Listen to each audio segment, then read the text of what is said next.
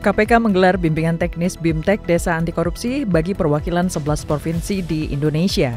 Kegiatan ini dilakukan sebagai upaya meningkatkan peran serta masyarakat dalam pencegahan dan pemberantasan korupsi khususnya di tingkat desa. BIMTEK yang berlangsung di auditorium gedung ACLC KPK ini diikuti perwakilan unsur inspektorat, Dinas Pemberdayaan Masyarakat Desa, Dinas Kominfo yang berasal dari 11 provinsi, yaitu Provinsi Daerah Istimewa Yogyakarta, Sumatera Barat, Lampung, Kalimantan Barat, Jawa Barat, Jawa Tengah, Jawa Timur, Bali, Sulawesi Selatan, Nusa Tenggara Timur, dan Nusa Tenggara Barat. KPK terus memperkuat integritas masyarakat di desa melalui Desa Anti Korupsi dengan harapan bisa mewujudkan pemerintah desa yang transparan, akuntabel, dan anti korupsi. Diharapkan melalui Desa Anti Korupsi, nantinya hadir pengelolaan keuangan desa yang dilakukan sebaik-baiknya untuk kesejahteraan dan perekonomian masyarakat desa. Kegiatan penguatan anti korupsi penyelenggara negara berintegritas atau Paku Integritas mengangkat tema tancapkan integritas dalam tiap langkah tugas. Kali ini kegiatan Paku Integritas diikuti oleh Kementerian Agraria dan Tata Ruang, Badan Pertanahan Nasional atau ATR BPN.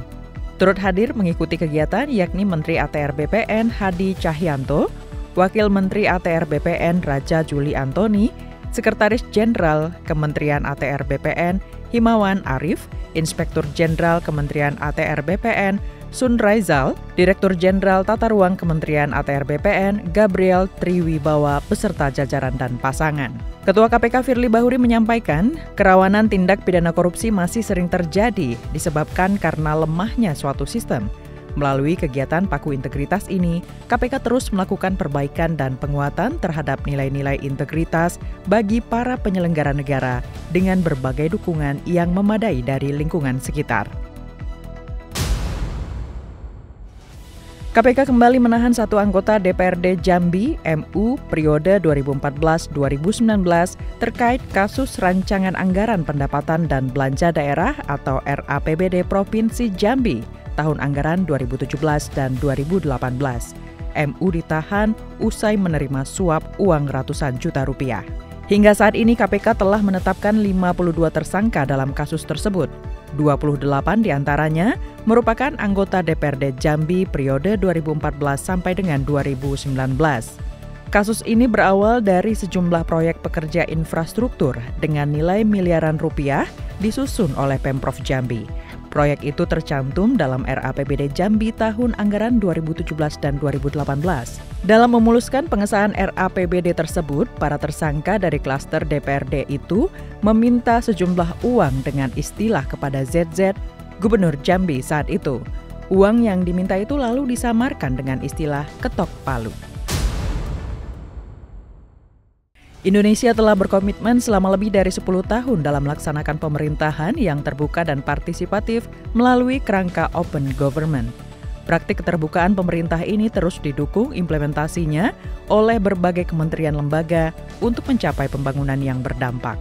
Dalam acara Open Government Week 2023 di Gedung Bappenas Jakarta, Wakil Ketua KPK Nurul Gufron mengungkapkan bahwa korupsi menjadi penyakit pemerintahan karena keremang-remangan yang menimbulkan ketidakpastian dan kurangnya akuntabilitas.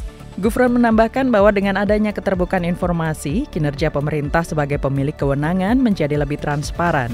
Pemerintahan yang terbuka menjadi prasyarat untuk melayani masyarakat dengan adil dan akuntabel.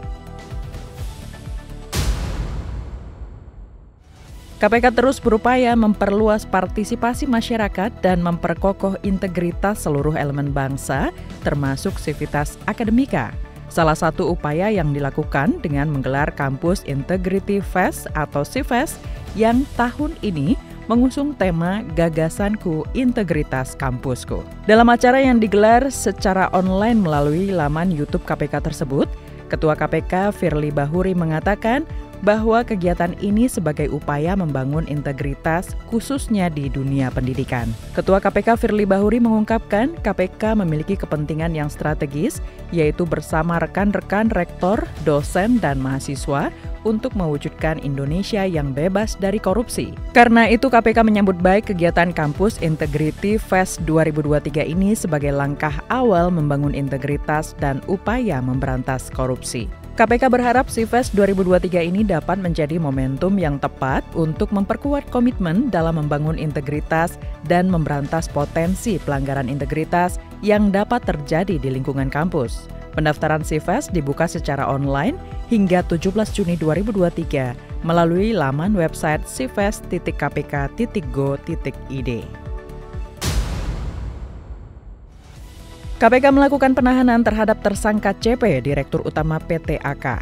CP sebelumnya ditetapkan sebagai tersangka dalam perkara dugaan tindak pidana korupsi proyek fiktif tahun 2018 hingga 2020.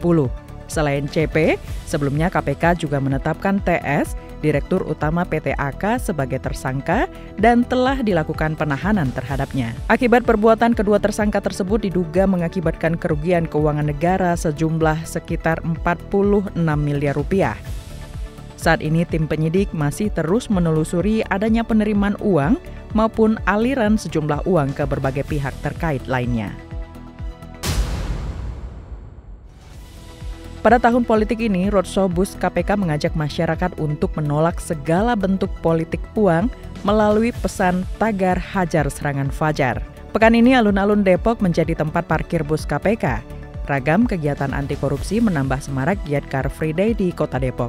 Roadshow Bus KPK merupakan pendidikan anti korupsi yang bertujuan untuk mendorong masyarakat, aparatur sipil negara atau ASN, dan semua elemen masyarakat paham dan aware terhadap anti korupsi.